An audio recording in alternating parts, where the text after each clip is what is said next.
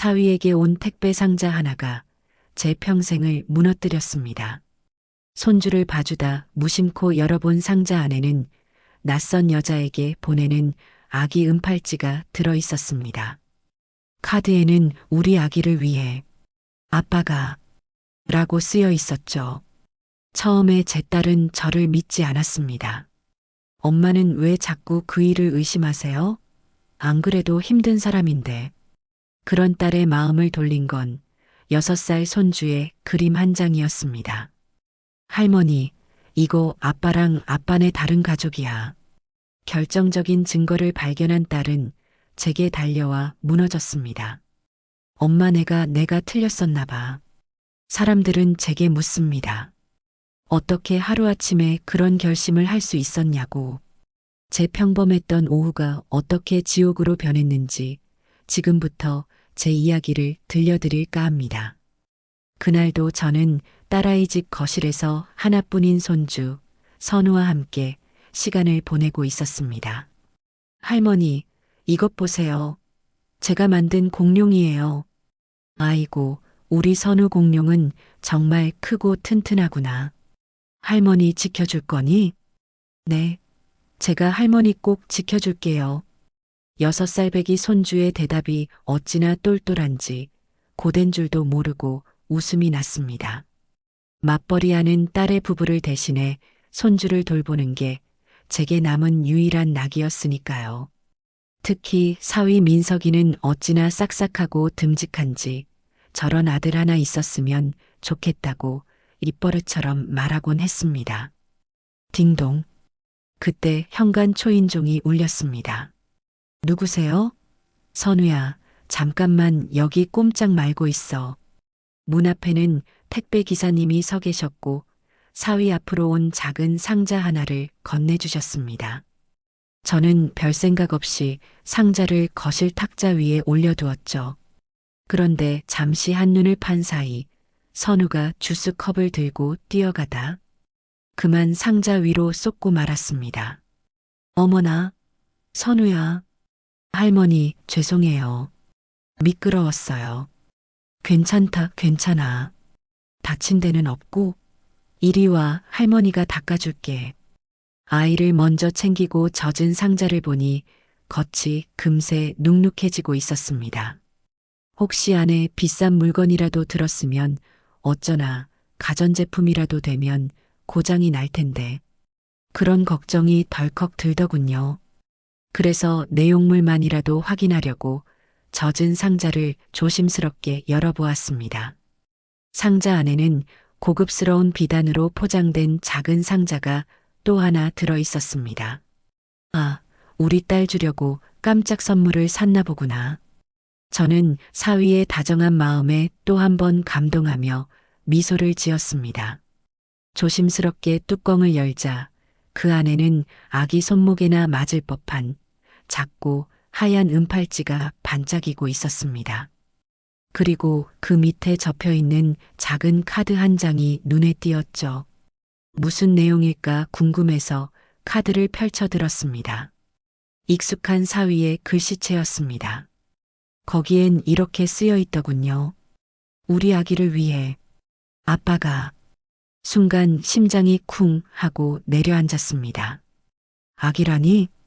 혹시 우리 딸애가 둘째를? 저는 잠시 놀란 가슴을 쓸어내렸습니다.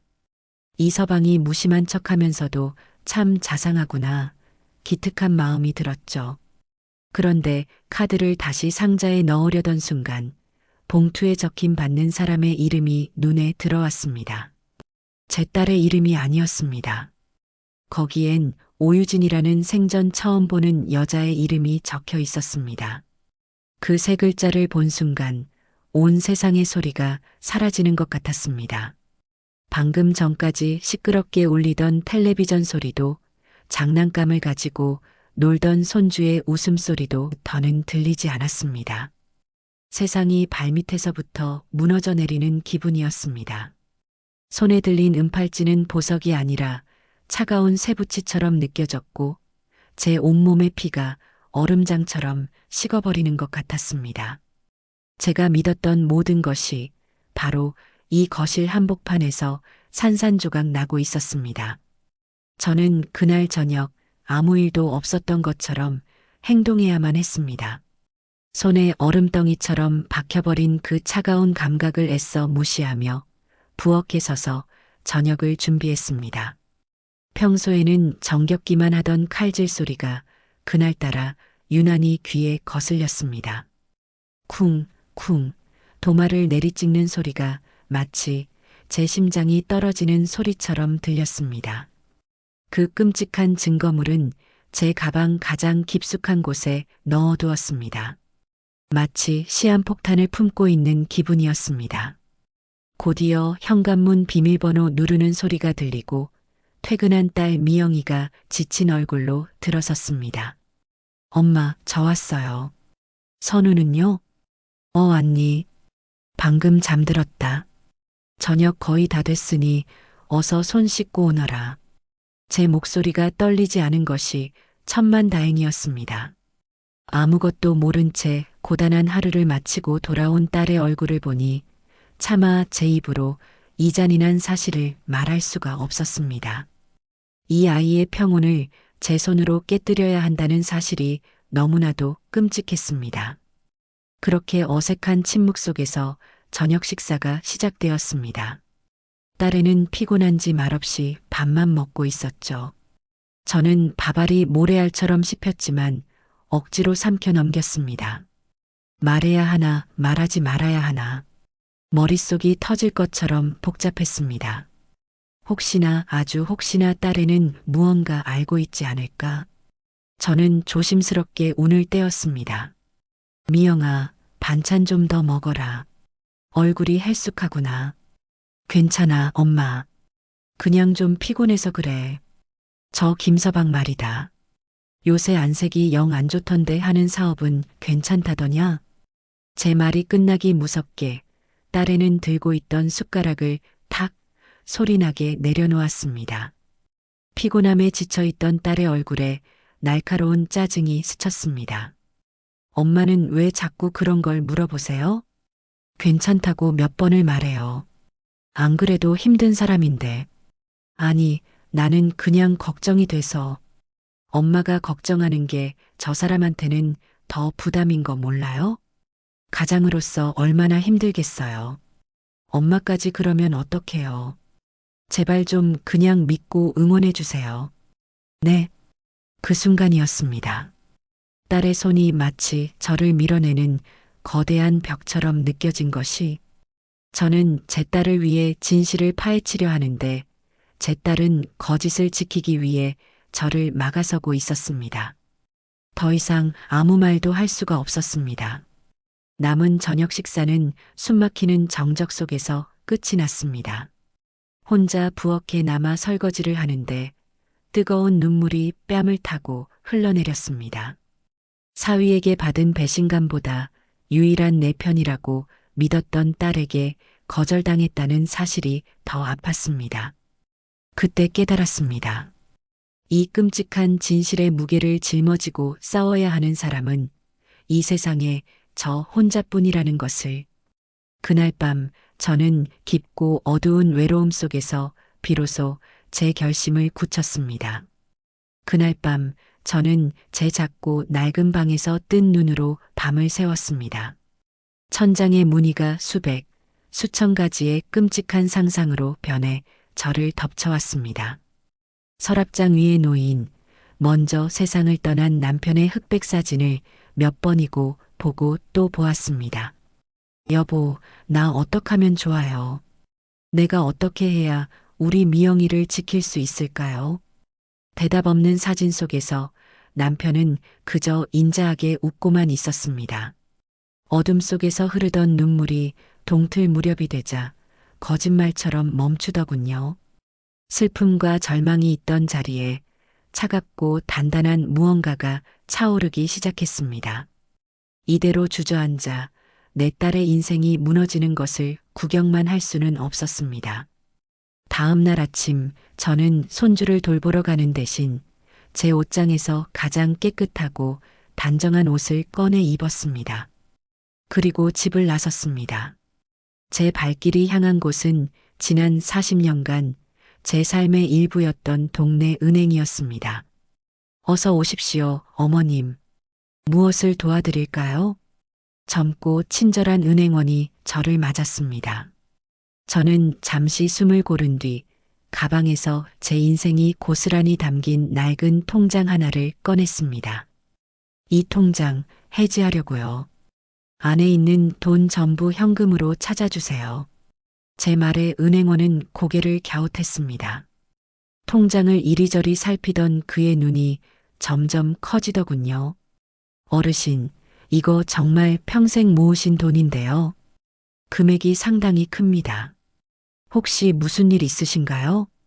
요즘 어르신들 상대로 보이스피싱 사기가 많아서요. 누가 시키거나 협박하는 건 아니시죠? 참 고마운 청년이었습니다. 하지만 저는 단호하게 고개를 저었습니다. 그리고 그 청년의 눈을 똑바로 바라보며 말했습니다. 총각, 걱정해줘서 고마워요. 누가 시켜서 하는 거 아니요. 이건 내 결정이에요. 시장 좌판에서 배추 한 포기, 무 하나 팔아서 평생을 모은 내 돈이야. 그러니 내 인생가 오늘 제대로 한번 쓰려고 합니다. 제 목소리에는 한치의 떨림도 없었습니다. 제 결심을 확인한 은행원은 더 이상 묻지 않고 묵묵히 돈을 세기 시작했습니다. 잠시 후 제 앞에 쌓인 두툼한 현금 뭉치를 보니 기분이 이상했습니다. 돈이 아니라 제 땀과 눈물, 그리고 지나온 세월처럼 느껴졌습니다. 저는 그 돈을 시장에 들고 다니던 낡은 청가방에 하나하나 소중히 담았습니다. 은행 문을 나서자 눈부신 아침 햇살이 쏟아졌습니다. 저는 길가로 나가 망설임 없이 택시를 잡았습니다. 기사님, 강남구 청담동으로 가주시오. 택시가 출발하고 익숙한 동네 풍경이 빠르게 뒤로 지나갔습니다. 저는 차창 밖을 보고 있었지만 아무것도 눈에 들어오지 않았습니다. 무릎 위에 놓인 산처럼 무거운 돈가방을 꼭 쥔 채 제 머릿속에는 어제 보았던 그 낯선 주소와 이름만이 맴돌고 있었습니다. 계획 같은 건 없었습니다. 무기도 없었죠. 그저 제 인생 전부를 들고 제 가정을 파괴한 악마를 만나러 가는 길. 그것이 제가 할 수 있는 전부였습니다.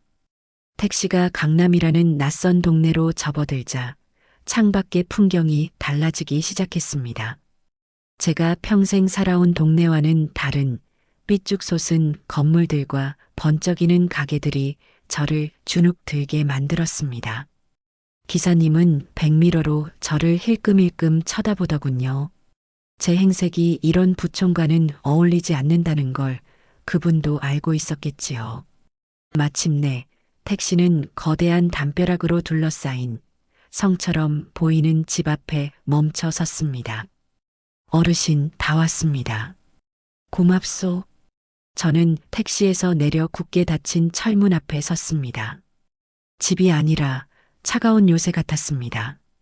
숨을 한번 크게 들이쉬고 옆에 달린 인터폰 버튼을 눌렀습니다. 잠시 후 날카로운 여자의 목소리가 흘러나왔습니다. 누구세요? 나 김민석 씨 장모 되는 사람이요. 문 좀 열어주시겠소? 제 말의 수화기 너머에서는 잠시 침묵이 흘렀습니다. 이윽고 철컥하는 소리와 함께 무거운 문이 열렸습니다. 저는 돌멩이가 가득 깔린 짧은 정원을 지나 유리로 된 현관문 앞에 섰습니다. 문이 열리고 제 앞에 나타난 것은 사진 속에서 보았던 바로 그 여자, 오유진이었습니다. 머리부터 발끝까지 비싼 옷으로 치장한 여자는 저의 낡은 옷차림을 위아래로 훑어보더니 경멸이 섞인 묘한 미소를 지었습니다. 어머님, 여기까지 어쩐 일이세요? 민석 씨한테 연락도 없이 찾아오시고. 어머님이라고 부르는 그 목소리에는 가시가 박혀 있었습니다. 제가 입을 열기도 전에 집 안쪽에서 다정한 남자의 목소리가 들려왔습니다. 제가 지난 몇 년간 세상에서 가장 믿음직스럽다고 생각했던 바로 제 사위의 목소리였습니다. 자기야, 누구 왔어? 우유 온도 딱 좋은데. 그 목소리에 담긴 애정이 제 심장을 도려내는 것 같았습니다. 곧이어 편안한 실내복 차림의 민석이가 모습을 드러냈습니다. 그의 품에는 부드러운 담요에 쌓인 갓난아이가 안겨 있었습니다. 그는 여자를 향해 웃고 있었습니다.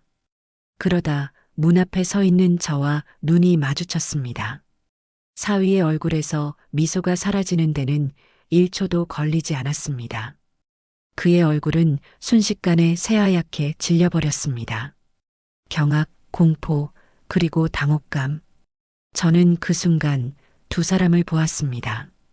늘 깍듯하고 자상했던 제 사위와 다른 여자 품에서 다른 아이의 아버지가 된 파렴치한 남자. 그 두 개의 얼굴이 제 눈앞에서 끔찍하게 하나로 합쳐졌습니다. 셋 사이에는 잠시 숨막히는 정적이 흘렀습니다. 아기가 작게 칭얼거리는 소리만이 그 정적을 깨고 있었죠. 오유진이라는 여자가 제게 차갑게 쏘아붙였습니다. 정말 경우 없으시네요. 남의 집에 이렇게 막무가내로 찾아오시면 어떡해요? 민석이는 그저 입술만 달싹일 뿐이었습니다. 장장모님, 저 그게 어떻게 여기까지. 그들의 변명 따위는 더 이상 듣고 싶지 않았습니다. 저는 그들을 지나쳐 차갑고 텅 빈 대리석으로 꾸며진 집안을 둘러보았습니다. 제 딸의 눈물과 제 인생의 땀으로 지어진 위선적인 성이었습니다. 저는 들고 있던 낡은 청가방을 들어 올렸습니다. 그리고 그들의 위선적인 평화 한복판으로 제 인생 전부가 담긴 그 가방을 그대로 떨어뜨렸습니다. 쿵! 묵직한 돈가방이 차가운 대리석 바닥에 부딪히는 소리가 텅 빈 저택 안을 크고 낮게 울렸습니다.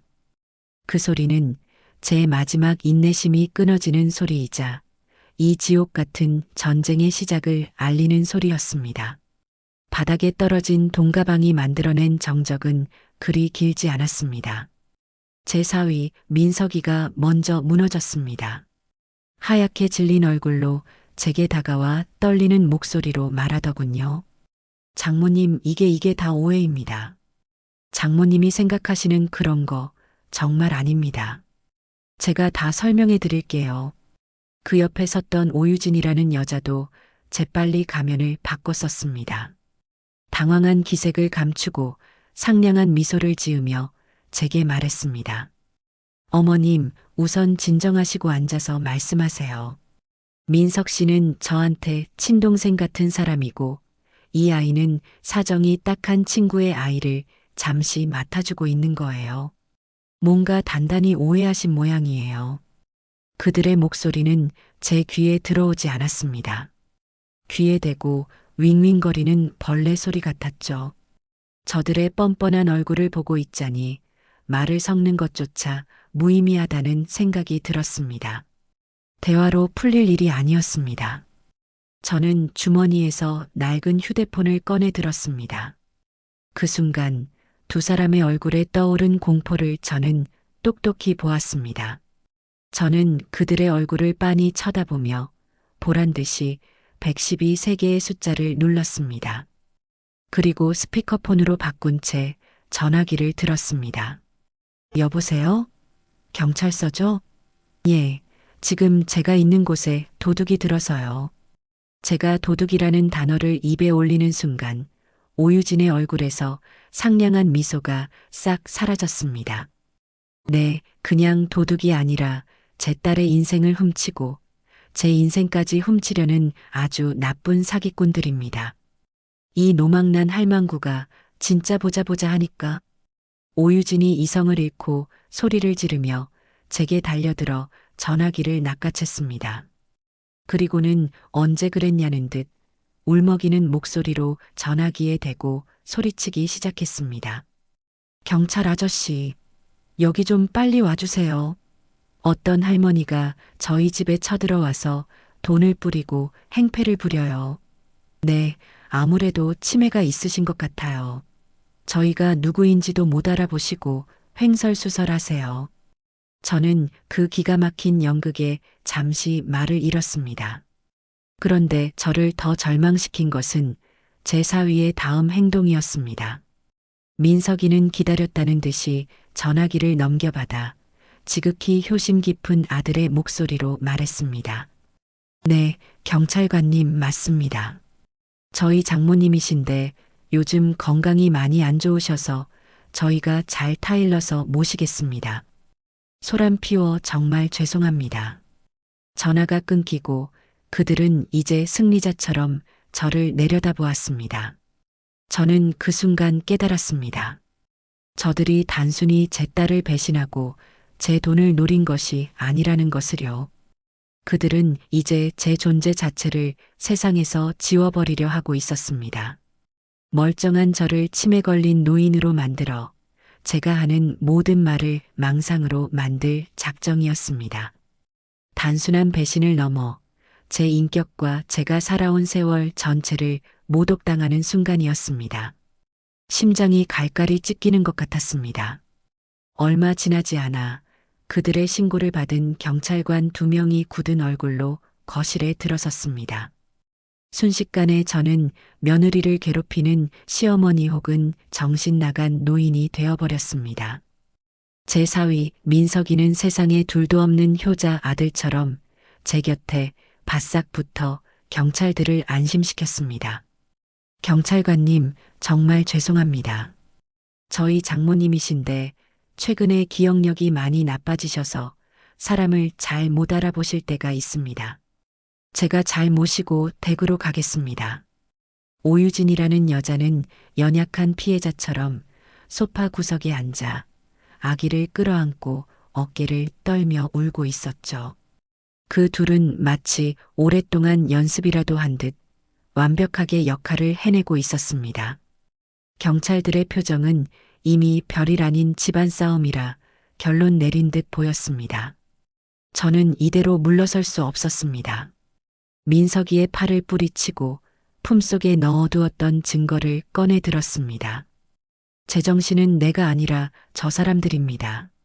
저는 똑똑히 봤습니다. 내 사위가 이 여자에게 보낸 아기 팔찌와 편지입니다. 경찰관님들이 직접 확인해 보시오. 경찰관의 시선이 제가 내민 은팔찌와 카드에 머물렀습니다. 잠깐 그들의 눈에 의심의 빛이 스쳤습니다. 바로 그때였습니다. 구석에서 울고 있던 오유진이 벌떡 일어나 제게 다가오며 소리쳤습니다. 세상에, 너무 억울해요. 저는 저런 거 태어나서 처음 봐요. 저 할머니가 어디서 이상한 걸 주워와서 사람을 모함하는 거예요. 저는 혼자 아이 키우는 불쌍한 여자일 뿐이라고요. 이 사람이 불쌍한 저희 사정 봐서 조금 도와준 걸 가지고 어떻게 이렇게 사람을 매도할 수가 있어요? 여자는 억울하다는 듯 가슴을 치며 말을 쏟아냈습니다. 말을 할 때마다 자기도 모르게 나오는 독특한 손짓과 흥분하면 약간 비음이 섞이는 그녀의 목소리, 그리고 곤란한 척하며 검지손가락으로 관자놀이를 짚는 저 버릇.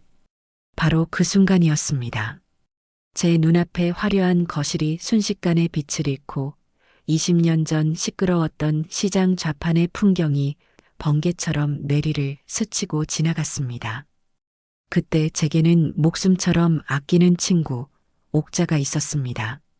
푼돈을 모아 갯돈을 붓던 착한 친구였죠. 어느 날 갑자기 갯돈을 전부 들고 사라진 계주 때문에 옥자는 평생 모은 재산을 잃고 길바닥에 주저앉아 며칠을 통곡했습니다. 그때 그 계주 사람 좋은 척하며 옥자의 돈을 앗아갔던 그 여자의 목소리가 지금 제 앞에서 울고 있는 여자의 목소리와 똑같았습니다. 곤란한 척하며 관자놀이를 짚던 그 손짓까지도 시간이 멈춘 것 같았습니다.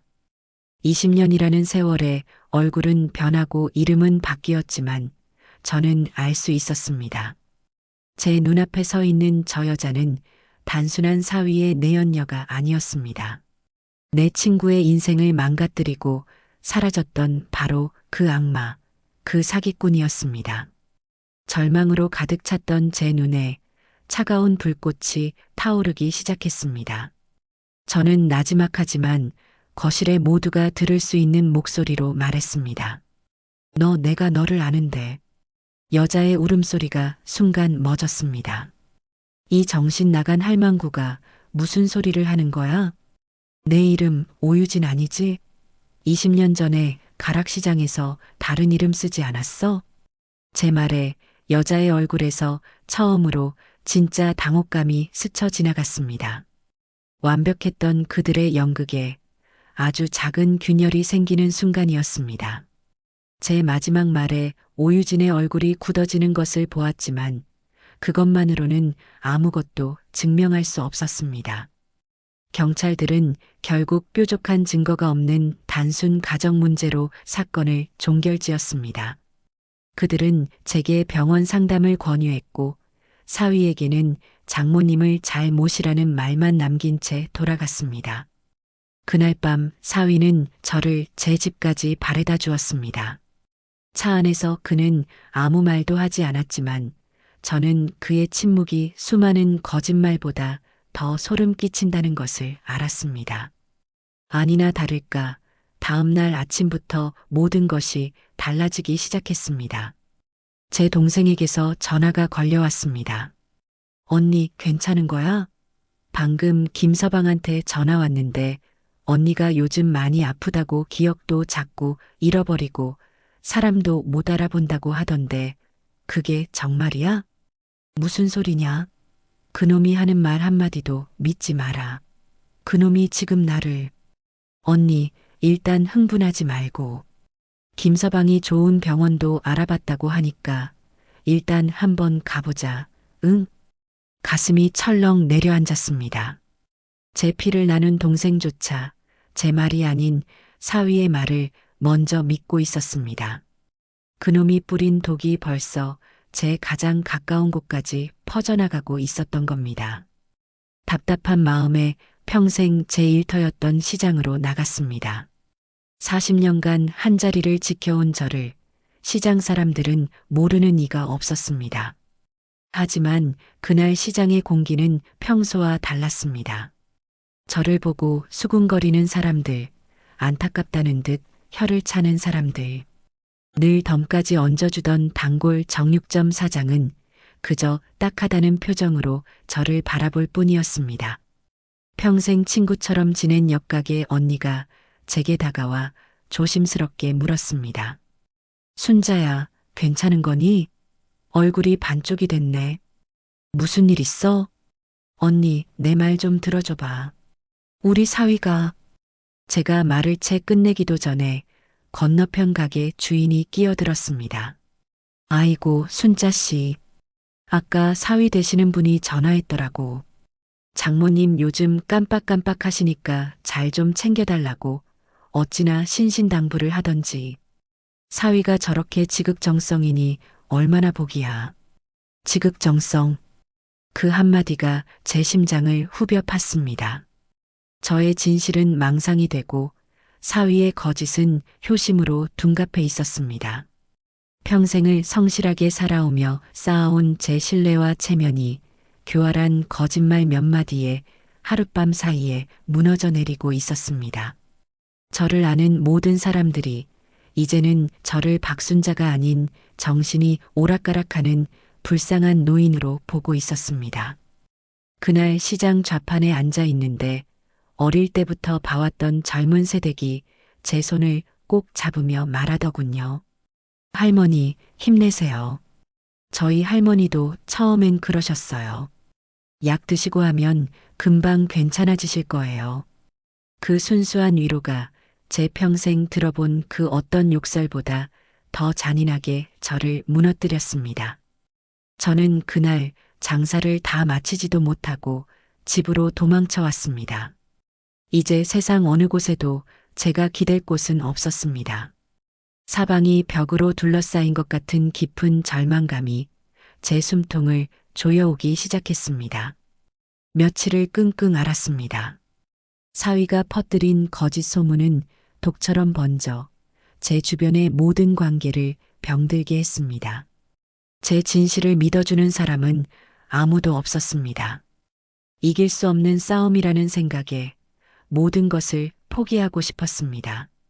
하지만 눈에 밟히는 손주 얼굴이 저를 이대로 주저앉지 못하게 만들었습니다.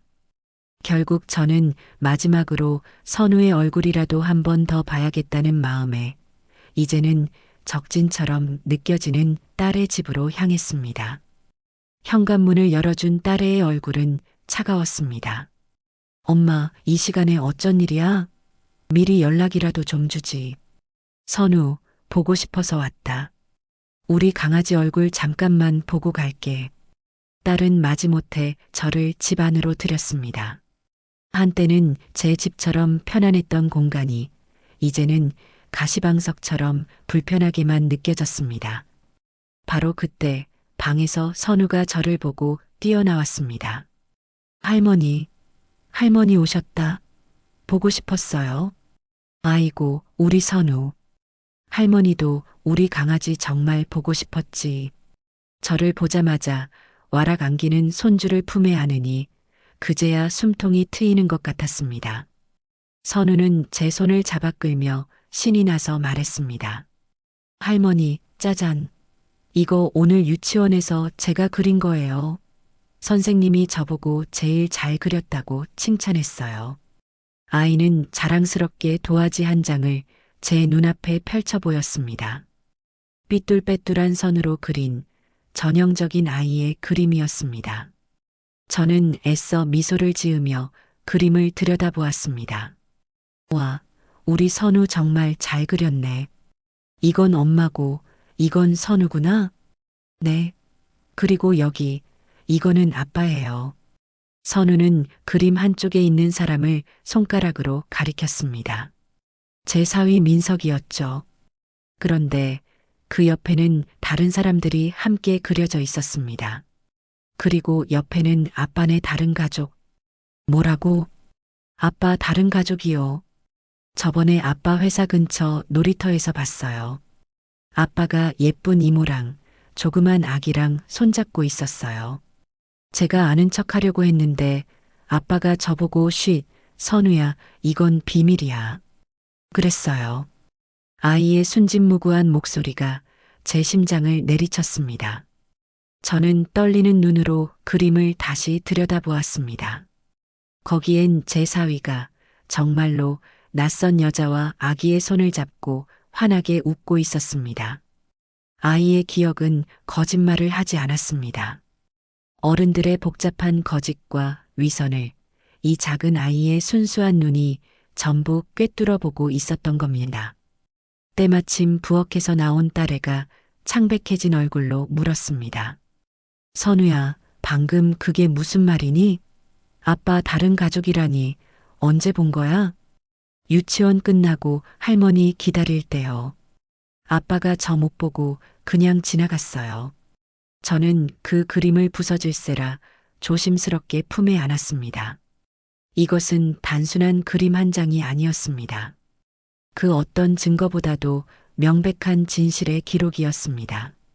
세상 모두가 저를 믿어주지 않을 때 제 6살짜리 손주가 제게 칼 한 자루를 쥐어준 것이었습니다. 절망의 가장 밑바닥에서 저는 비로소 한 줄기 빛을 보았습니다. 제 싸움은 아직 끝나지 않았습니다. 아니, 이제부터가 진짜 시작이었습니다. 그날 저는 딸의 집에 손주가 그린 그림 한 장을 묵묵히 남겨두고 돌아왔습니다. 더 이상 다그치거나 설득하는 것은 무의미하다는 것을 알았기 때문입니다. 아무리 밖에서 문을 두드려도 결국 문을 여는 것은 그 안에 있는 사람의 몫이니까요. 저는 그저 제 딸이 스스로 진실을 마주할 용기를 내기만을 간절히 기도할 수밖에 없었습니다. 딸애는 애써 태어난 척했습니다. 제게 그림을 받고도 남편에게는 아무것도 묻지 않았다고 합니다. 엄마, 제발 그만 좀 하세요. 애가 뭘 보고 뭘 알겠어요. 그냥 아는 사람이랑 같이 있었던 거겠죠. 오해일 거예요, 분명. 그렇게 말하는 딸의 목소리는 스스로를 필사적으로 세뇌시키는 사람처럼 들렸습니다. 하지만 한번 뿌려진 의심의 씨앗은 어둠 속에서 조용히 그리고 무섭게 자라나는 법입니다. 그날 밤 야근이라며 평소보다 늦게 들어온 사위는 피곤하다는 말만 남긴 채 씻고 잠자리에 들었습니다. 딸에는 남편의 옷에서 희미하게 풍기는 낯선 여자 향수 냄새에 밤새 잠을 이룰 수가 없었다고 합니다. 결국 딸에는 새벽녘에 조용히 침대에서 빠져나왔습니다. 그리고 남편의 외투 주머니에서 자동차 키를 꺼내 차갑고 어두운 지하 주차장으로 향했습니다. 믿음이 무너지는 것을 확인하는 일만큼 두려운 것이 또 있을까요? 딸에는 떨리는 손으로 남편의 차 문을 열고 미친 듯이 차 안을 뒤지기 시작했습니다. 한참을 뒤졌을까요? 글로브 박스 가장 깊숙한 곳, 자동차 설명서 밑에 아무렇게나 구겨져 있던 작은 종이 한 장을 발견했습니다. 그것은 바로 영수증이었습니다. 지난주 강남의 한 고급 유아용품점에서 결제한 영수증. 플래티넘 신생아 선물 세트라는 품목과 함께 제 눈을 의심할 만큼 큰 금액이 찍혀 있었습니다. 손주가 본 그림, 제가 경고했던 말들, 그리고 이 영수증 한 장. 모든 퍼즐 조각이 그 순간 끔찍한 하나의 그림으로 맞춰졌습니다. 딸애가 믿었던 완벽한 남편, 행복한 가정이라는 그 단단한 세상이 그 얇은 영수증 한 장에 산산조각 나버린 것입니다. 새벽 2시가 넘은 시간이었습니다. 갑자기 저희 집 현관문이 부서져라 울렸습니다. 깜짝 놀라 문을 열자 그 앞에는 금방이라도 쓰러질 것처럼 위태로운 모습의 딸애가 서 있었습니다. 미영아, 내가 이 시간에 어쩐 일이냐? 엄마. 딸은 제 얼굴을 보자마지 와락 무너지며 어린애처럼 서럽게 울기 시작했습니다. 딸의 손에는 꼬깃꼬깃한 영수증 한 장이 들려 있었습니다. 엄마 말이 맞았어. 내가 틀렸었나 봐. 엄마, 나 이제 어떡해? 정말 어떡해? 저는 울음으로 무너지는 딸아이를 힘껏 끌어안았습니다. 차갑게 식어버린 딸의 등을 토닥이며 저 역시 뜨거운 눈물을 삼켰습니다. 진실은 이토록 아프고 잔인한 것이었습니다. 하지만 그 순간 저는 알 수 있었습니다. 우리 모녀를 가로막고 있던 그 단단한 벽이 마침내 무너져 내렸다는 것을. 이제 우리는 다시 한편이었습니다. 밤새 울다 지쳐 잠든 딸의 얼굴을 보니 제 가슴이 갈기갈기 찢어지는 것 같았습니다. 제가 평생을 바쳐 지켜온 작고 소중한 세상이 한순간에 잿더미가 되어버렸습니다. 다음 날 아침 딸애는 퉁퉁 부은 눈으로 제게 말했습니다. 엄마, 이대로는 못 살아. 그 사람이랑 끝낼 거야. 그리고 저 사람들 반드시 죗값을 받게 할 거야. 그래, 내 딸. 잘 생각했다. 그렇게 마음먹었으면 이 엄마가 뭐든 도울게. 지옥에라도 같이 가주마. 딸의 손을 꼭 잡았지만 눈앞이 캄캄했습니다. 돈도 백도 없는 우리 모녀가 저 교활한 사기꾼들을 어떻게 이길 수 있을까요? 그들은 이미 저를 정신 나간 노인으로 만들어 놓았고 세상은 그들의 편인 것처럼 보였습니다. 막막함에 가슴이 돌덩이처럼 무거워졌습니다. 바로 그때였습니다. 제 머릿속에 아주 오래전의 기억 하나가 희미하게 떠오른 것이 20년 전 제 친구 옥자가 갯돈 사기를 당하고 길바닥에 주저앉아 울고 있을 때의 일이었습니다. 그때 옥자를 돕기 위해 나타난 젊은 국선 변호사가 있었습니다. 갓 대학을 졸업한 듯 앳된 얼굴이었지만 눈빛만은 누구보다 뜨거웠던 청년. 그는 자기 일처럼 분노하고 안타까워하며 가진 것 없는 시장 상인들을 위해 밤낮으로 뛰어다녔습니다. 비록 범인이 돈을 들고 사라지는 바람에 재판에서 이기지는 못했지만 그의 진심만은 모두의 가슴에 남아 있었습니다. 미영아, 혹시 방법이 있을지도 모르겠다. 20년 전에 엄마 친구를 도와주던 아주 정의로운 변호사 청년이 있었어. 정말요, 엄마? 그분이 지금도 변호사를 하실까요? 한번 찾아보자. 지푸라기라도 잡아야지. 저와 딸애는 그날부터 수소문을 시작했습니다. 시장 상인들에게 물어보고 법률구조공단에도 전화를 걸었습니다. 20해가 지난 뒤라 쉽지는 않았지만 하늘이 우리를 버리지는 않았던 모양입니다. 그때 그 청년 변호사는 이제 서초동에서 개인 법률사무소를 운영하는 제법 이름 있는 중견 변호사가 되어 있었습니다. 그의 이름은 차민준이었습니다. 딸애는 떨리는 목소리로 그의 사무실에 전화를 걸어 상담 예약을 잡았습니다. 네, 상담 예약 좀 부탁드립니다. 박순자 그리고 이미영입니다. 며칠 뒤 저와 딸애는 서로의 손을 꼭 잡고 그의 사무실이 있는 건물 앞에 섰습니다. 오유진의 집처럼 화려하지는 않았지만 낡았어도 정직하고 믿음직스러워 보이는 건물이었습니다. 사무실 문을 열고 들어서자 수많은 법률 서적이 꽂힌 책장이 저희를 맞았습니다. 저희는 손주가 그린 그림과 유아용품점 영수증을 부적처럼 품에 안고 초조하게 저희의 이름이 불리기를 기다렸습니다.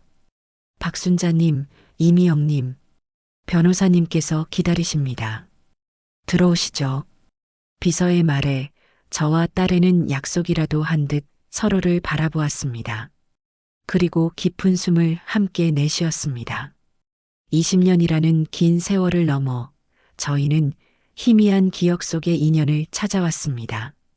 그가 우리를 기억할지, 우리를 도와줄지 아무것도 알 수 없었습니다. 하지만 그 사무실 문을 향해 한 걸음 내딛는 순간 저는 느낄 수 있었습니다. 우리는 더 이상 울고만 있는 피해자가 아니라는 것을. 이제 막 반격을 위한 첫 번째 진지를 구축하러 가는 길이었습니다. 변호사 사무실의 문은 무거웠고 그 안에 앉아 있는 남자는 저희에게 낯설었습니다. 20년이라는 세월은 불의에 분노하던 청년의 얼굴에 냉철한 중년의 깊이를 더해 놓았습니다.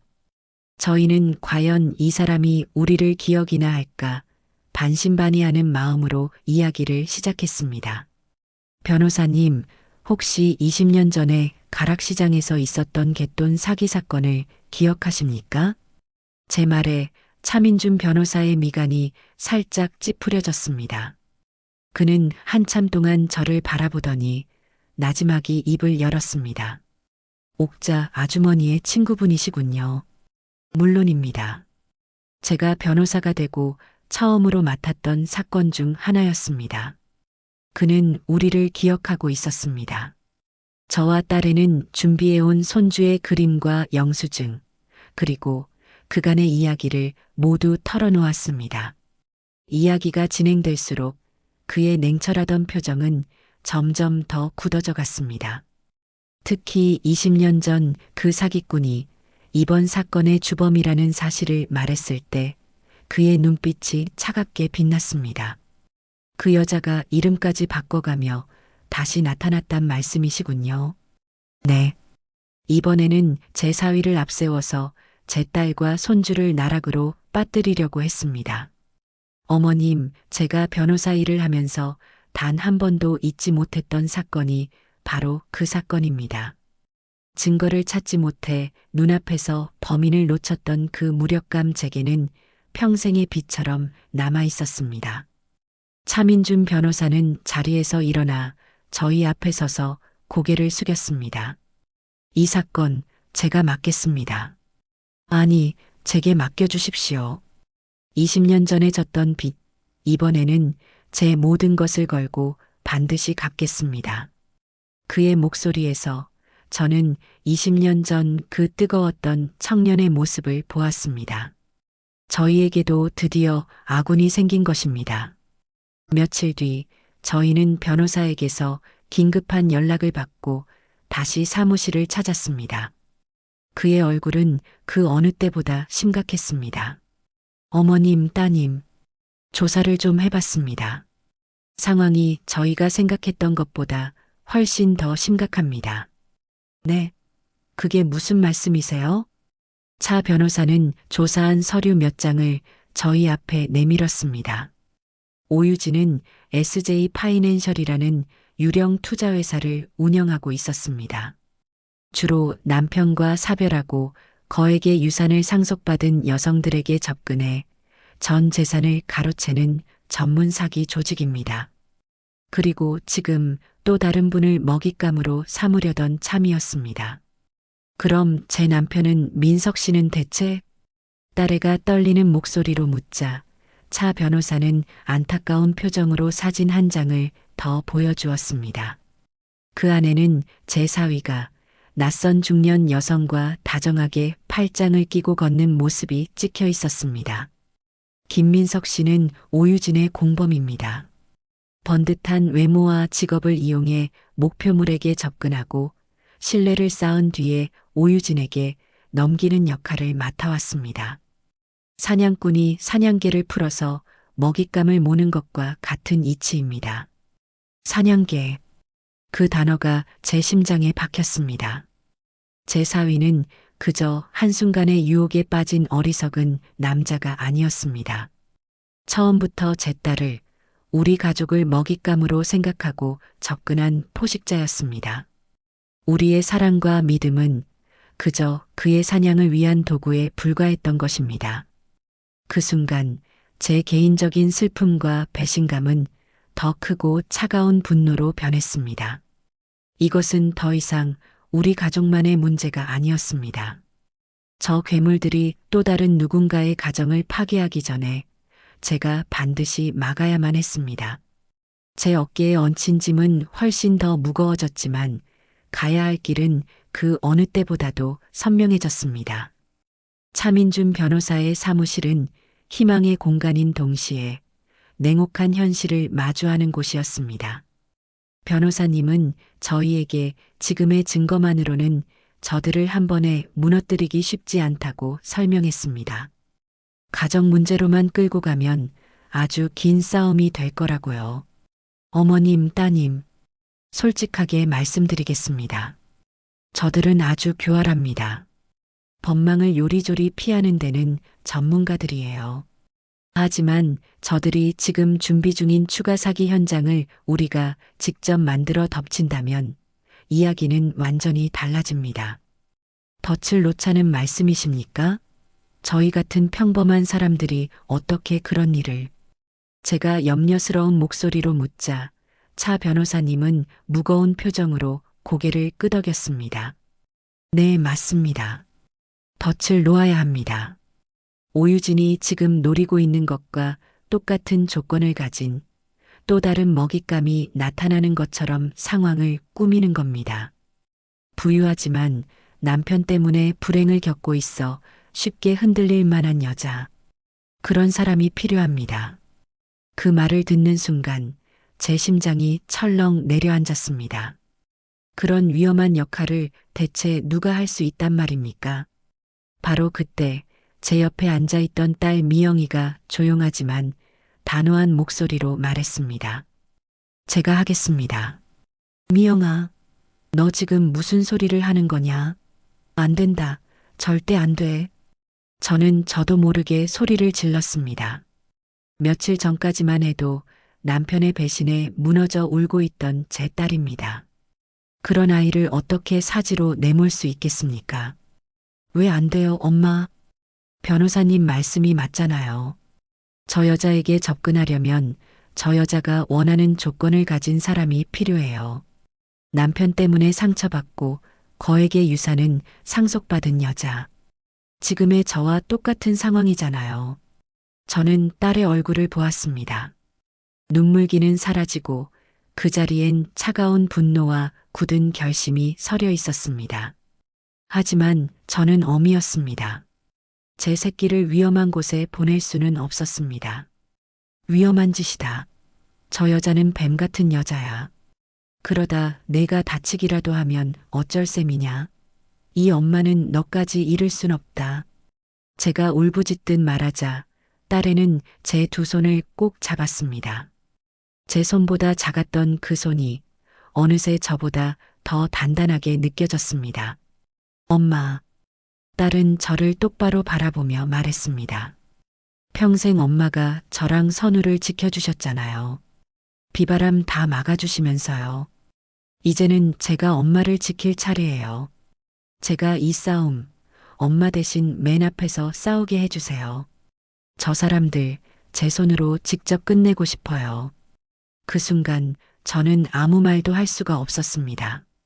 제 딸은 더 이상 제가 품에 안고 지켜줘야 하는 어린아이가 아니었습니다.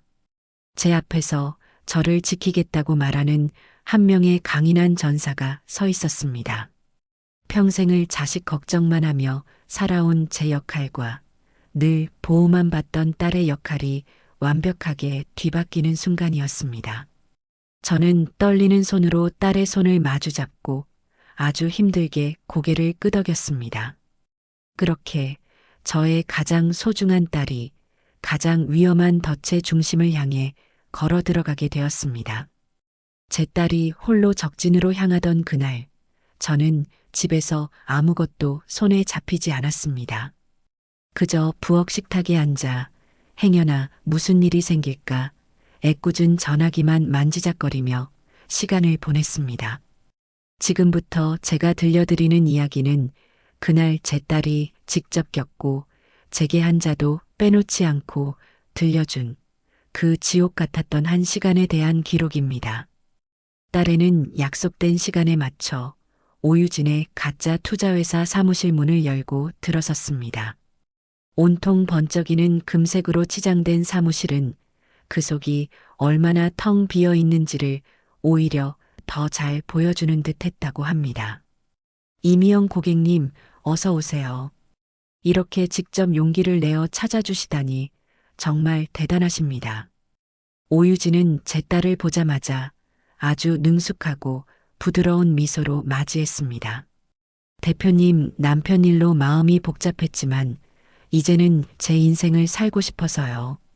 아버지께서 물려주신 재산이 좀 있는데 이걸 이대로 썩힐 수만은 없다는 생각이 들었습니다.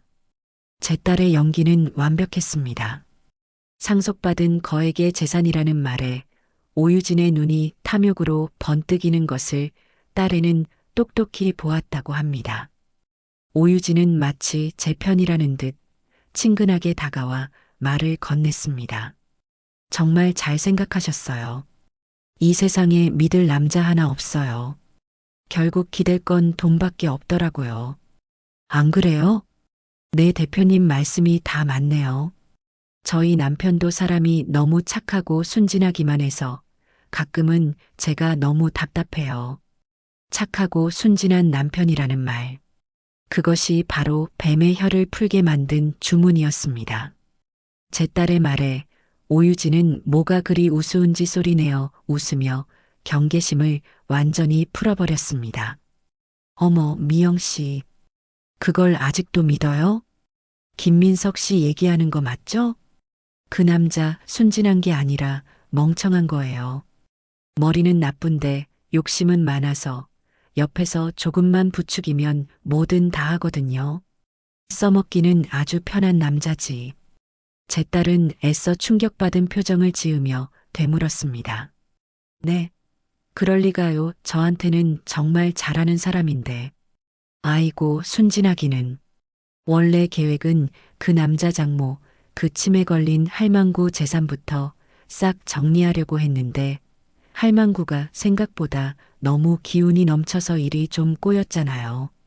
그것만 조용히 요양원에 보내버리고 나면 그 집 재산은 전부 우리 차지가 되는 거였는데 멍청한 김민석이 하도 어설퍼서 일을 그르쳤지. 뭐예요? 여자는 마치 남의 집 이야기하듯 제 재산을 빼앗아 저를 요양원에 버릴 계획을 아무렇지도 않게 짓거렸습니다. 그리고는 제 딸을 보며 아주 탐욕스러운 눈으로 이렇게 덧붙였습니다. 하지만 괜찮아요. 그 할망구 푼돈보다 훨씬 더 큰 진짜 물고기가 제 발로 찾아와 줬으니까. 그 모든 악독한 말들과 비웃음 소리는 제 딸의 핸드백 안에서 조용히 돌아가고 있던 작은 녹음기 안에 고스란히 담기고 있었습니다. 제 딸은 떨리는 가슴을 애써 억누르며 그 지옥 같은 미끼 역할을 끝까지 완벽하게 해냈습니다. 독사는 제 스스로 뿜어낸 독에 빠져들고 있다는 사실조차 깨닫지 못하고 있었습니다. 딸애가 목숨을 걸고 구해온 녹음 파일은 결정적인 증거가 되었습니다.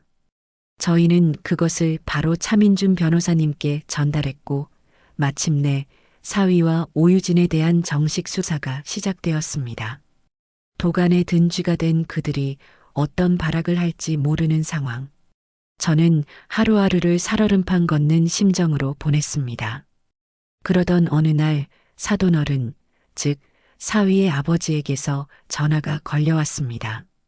자신의 칠순 잔치에 꼭 참석해달라는 말이었습니다. 그것은 초대가 아니었습니다. 반드시 오라는 거역할 수 없는 통보였습니다. 저는 이것이 피할 수 없는 또 다른 싸움의 시작이라는 것을 직감했습니다. 잔치가 열리는 한정식 집은 그들 집안의 부와 권세를 과시라도 하듯 화려했습니다. 값비싼 옷을 차려입은 친척들은 저를 보자 마침내 수군거리며 노골적인 저기를 드러냈습니다. 아이고, 사부인 오셨네요. 몸도 안 좋으시다더니 용케 여기까지 다 오시고 걱정해 주셔서 감사합니다. 보시다시피 저는 아주 건강합니다. 저는 꼿꼿하게 허리를 펴고 그들의 비아냥을 맞받아쳤습니다. 잔치가 한창 무르익을 무렵 사돈어른이 제게 다가왔습니다. 사부인, 잠시 드릴 말씀이 있으니 저쪽 조용한 방으로 가시지요. 그를 따라 들어간 작은 별실은 바깥의 소란스러움이 거짓말처럼 느껴질 정도로 고요했습니다. 그는 저를 아랫사람 대하듯 턱짓으로 자리에 앉으라고 했습니다. 내 아들놈이 어리석어서 잠시 외도를 한 모양입니다.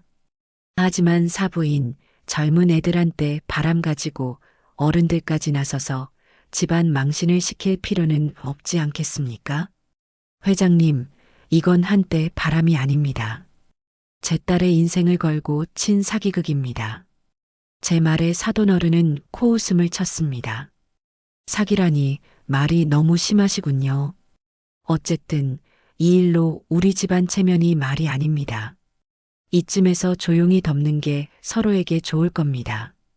그는 말을 마치며 두툼한 흰 봉투 하나를 제 앞으로 쓱 밀었습니다. 돈이었습니다. 그의 얼굴에는 이 돈이면 되겠지라는 오만함이 가득했습니다.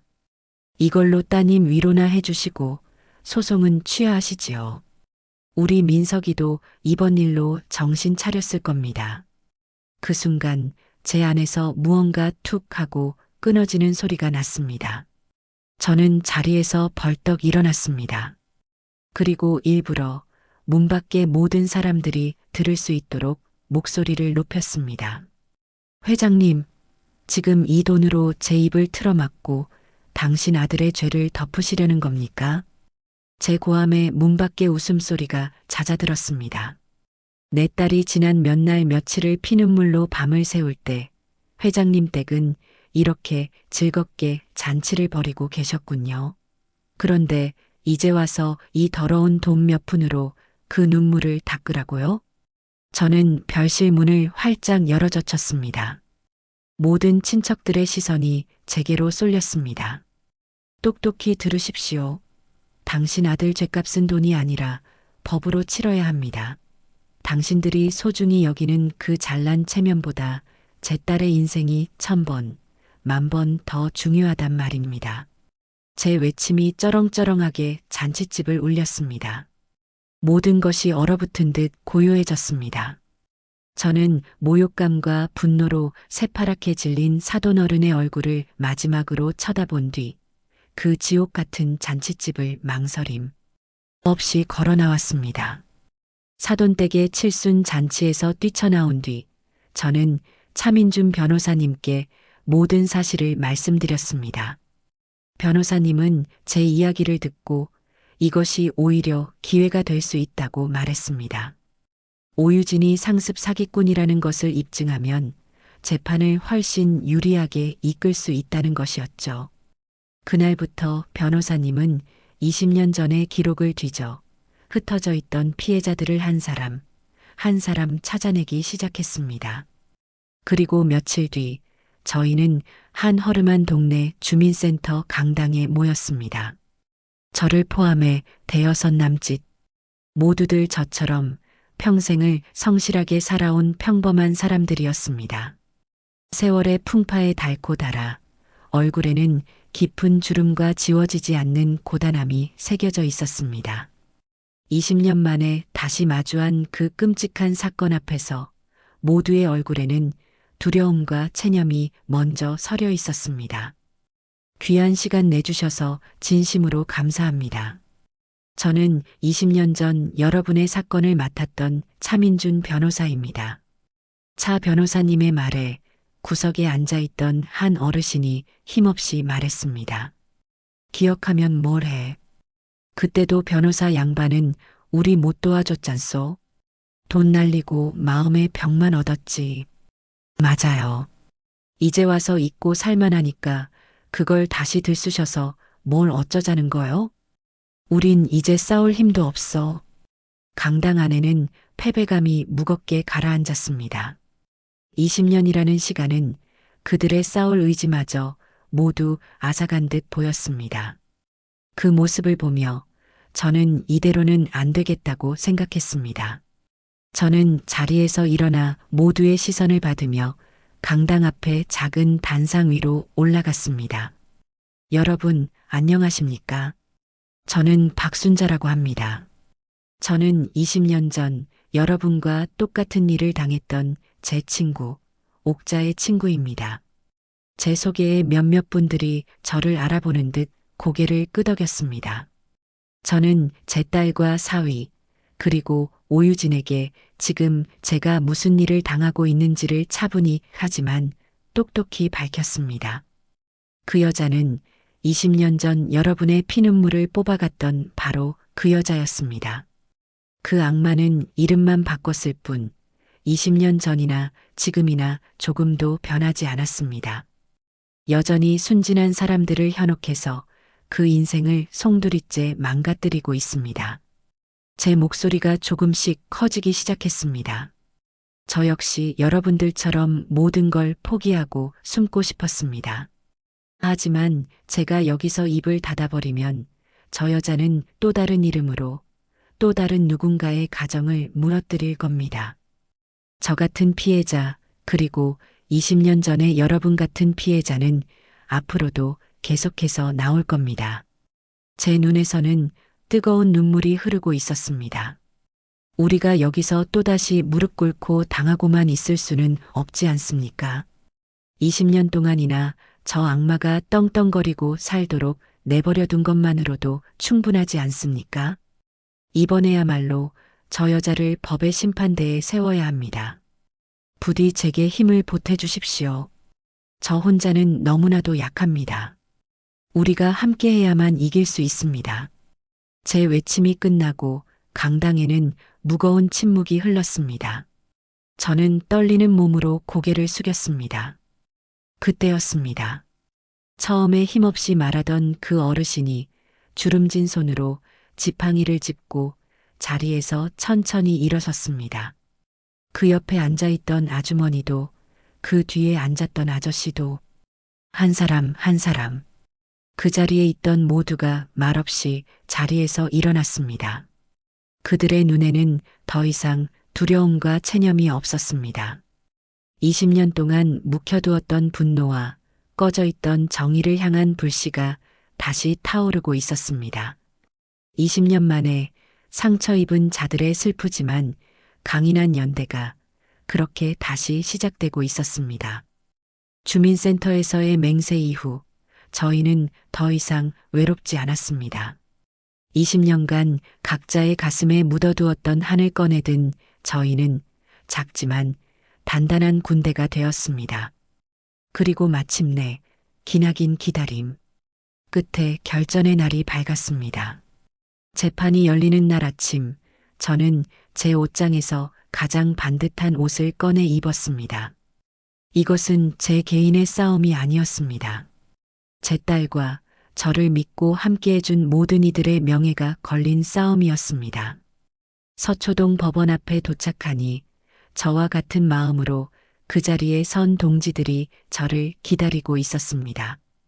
저희는 말없이 서로의 손을 잡아주며 함께 법원 안으로 들어섰습니다. 법정 안은 차갑고 엄숙했습니다. 높은 천장과 딱딱한 나무 의자가 이곳이 인간의 죄를 심판하는 곳임을 말해주는 듯 했습니다. 방청석에 나란히 앉은 저희들 사이에는 무거운 긴장감이 흘렀습니다.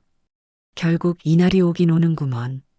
내 청춘을 앗아간 저것들 얼굴을 다시 볼 생각을 하니 지금도 피가 거꾸로 솟아. 오늘만큼은 하늘이 우리 편이 되어 주어야 할 텐데요. 옆자리에 앉은 피해자 어르신의 말에 저는 그분의 손을 꼭 잡아드렸습니다. 걱정 마세요. 하늘도 무심하지 않으시다면 오늘 반드시 저것들의 죗값을 물을 겁니다. 바로 그때였습니다. 법정 연문이 열리고 교도관에게 이끌려 두 사람이 들어왔습니다. 수의를 입은 제 사위 민석이와 오유진이었습니다. 며칠 사이에 민석이는 딴 사람처럼 수척해져 있었습니다. 그는 방청석 쪽으로는 눈길 한 번 주지 못한 채 죄인처럼 고개를 푹 숙이고 피고인석에 앉았습니다. 하지만 오유진은 달랐습니다. 죄수복을 입고도 그녀는 조금도 위축되지 않았습니다. 오히려 꼿꼿하게 허리를 펴고 방청석에 앉은 저희들을 한 사람 한 사람 훑어보았습니다. 그 눈빛에는 반성의 기미라고는 조금도 없었습니다. 오직 도끼와 경멸만이 가득할 뿐이었죠. 저와 눈이 마주쳤을 때 그녀는 비웃듯 입꼬리를 살짝 올렸습니다. 마지막까지 발악하는 독사의 모습이었습니다. 잠시 후 법정의 모든 사람들이 자리에서 일어섰습니다. 법복을 입은 재판장이 높은 자리에 앉아 법정 안을 둘러보았습니다. 그 순간 시끄럽던 모든 소음이 멎고 장엄한 정적이 흘렀습니다. 지금부터 피고인 오유진, 김민석에 대한 특정 경제범죄 가중처벌 등에 관한 법률 위반, 사기 사건 재판을 시작하겠습니다. 재판장의 낮고 힘있는 목소리가 법정 전체에 울려 퍼졌습니다. 먼저 검사 측 공소사실 요지를 말씀해 주십시오. 검사석에 앉아있던 젊은 검사가 자리에서 일어섰습니다. 존경하는 재판장님, 지금부터 검찰 측 공소사실을 말씀드리겠습니다. 피고인 오유진은 상습적인 사기범으로서 20년 전부터 검사의 목소리를 들으며 저는 옆에 앉은 딸의 손을 더욱 세게 잡았습니다. 길고 어두웠던 터널의 끝이 드디어 보이기 시작했습니다. 정의를 향한 마지막 관문의 문이 그렇게 저희 눈앞에서 열리고 있었습니다.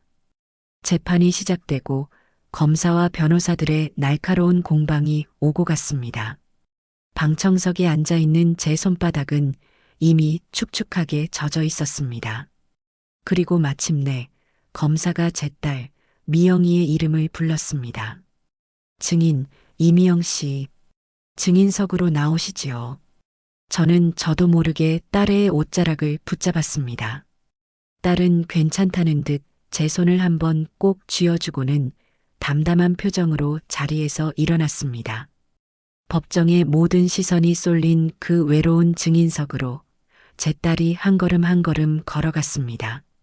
저 아이가 저 무거운 짐을 다 감당할 수 있을까? 어미 된 마음에 가슴이 미어졌습니다. 딸은 선서를 하고 자리에 앉았습니다. 검사의 질문이 시작되었습니다. 증인, 피고인 김민석 씨와는 어떤 관계이십니까? 제 남편입니다. 딸의 첫 목소리는 가늘게 떨렸지만 눈빛만은 흔들림이 없었습니다. 증인은 남편인 김민석과 피고인 오유진이 공모하여 증인의 어머니인 박순자 씨의 재산을 노렸다는 사실을 어떻게 알게 되었습니까? 딸에는 그날의 기억을 녹음기에 담겨 있던 그 끔찍한 대화를 차분하게 증언하기 시작했습니다. 목소리는 점점 더 또렷해졌습니다. 검사의 신문이 끝나고 이번에는 사위 측 변호사가 자리에서 일어섰습니다. 그는 처음부터 제 딸을 범인 취급하듯 몰아붙였습니다. 증인, 남편이 다른 여자를 만났다는 사실에 극심한 배신감을 느끼고 남편에게 앙심을 품게 된 것 맞지요? 배신감은 느꼈습니다. 하지만 앙심은 아닙니다. 그래서 남편을 감옥에 보내기 위해 어머니와 입을 맞추고 이 모든 증거를 조작했을 가능성은 없습니까? 남편에 대한 질투와 분노 때문에 이 모든 일을 꾸며낸 것 아니냐는 말입니다. 변호사의 모욕적인 질문에 방청석이 술렁였습니다. 하지만 제 딸은 화를 내지 않았습니다. 오히려 그를 가만히 바라보더니 아주 차분한 목소리로 말했습니다. 변호사님은 지금 아주 큰 착각을 하고 계십니다. 딸은 천천히 고개를 돌려 피고인석에 앉아 고개를 푹 숙이고 있는 제 사위를 똑바로 쳐다보았습니다. 법정의 모든 사람들이 딸의 입을 주목했습니다. 저는 지금 제 남편을 고소하고 있는 것이 아닙니다. 제가 사랑했던 남편, 저와 제 아들을 세상에서 가장 아끼던 그 사람은 지금 저 자리에 없습니다. 딸의 목소리가 조용한 법정을 가득 메웠습니다. 저는 제 남편의 자리를 꿰차고 앉아 제 남편의 얼굴을 하고 제 가정을 송두리째 망가뜨린 저 파렴치한 사기꾼을 고소하고 있는 것입니다. 그것은 그 어떤 비난보다도 더 아프고 잔인한 복수였습니다. 범죄를 고발하는 것을 넘어 한때 사랑했던 사람의 존재 자체를 부정해버린 것이니까요. 고개를 숙이고 있던 사위, 민석이가 천천히 고개를 들었습니다. 그의 얼굴은 절망으로 하얗게 질려 있었고 그의 눈에서는 뒤늦은 눈물 한 줄기가 흘러내리고 있었습니다. 사랑했던 아내의 입에서 나온 그 잔인한 진실이 그의 심장에 비수처럼 꽂히는 순간이었습니다. 제 딸의 증언이 끝나고 법정 안은 무거운 침묵에 잠겼습니다. 사위 민석이는 완전히 넋이 나간 사람처럼 보였습니다. 이제는 누구도 부인할 수 없는 차가운 증거들이 말할 차례였습니다. 검사가 자리에서 일어나 재판장을 향해 말했습니다. 존경하는 재판장님, 지금부터 피고인들의 범행을 명백히 입증할 증거들을 제출하겠습니다. 먼저 증인 이미영 씨가 피고인 오유진과의 대화를 녹음한 파일을 재생하겠습니다. 곧이어 법정 안 스피커에서 너무나도 익숙한 그 여자의 목소리가 흘러나왔습니다. 김민석 씨? 그 남자 순진한 게 아니라 멍청한 거지. 이용하기는 참 편한 남자야. 그 침에 걸린 할망구만 조용히 요양원에 보내고 나면 재산은 전부 우리 차지가 되는 거였는데 자신의 목소리가 울려 퍼지자 오유진의 얼굴이 굳어졌습니다. 방청석에서는 경악의 탄식이 터져 나왔습니다. 제 사위는 차마 고개를 들지 못하고 두 손으로 얼굴을 감쌌습니다. 하지만 오유진의 변호사는 조금도 당황하지 않고 자리에서 일어났습니다. 재판장님, 이 녹취는 악의적으로 편집되었을 가능성이 있습니다. 무엇보다 중요한 사실은 피고인 김민석 역시 오유진에게 철저히 속은 또 한 명의 피해자라는 것입니다. 뭐라고요? 피고인 오유진은 불쌍한 미혼모 행세를 하며 김민석에게 의도적으로 접근했습니다.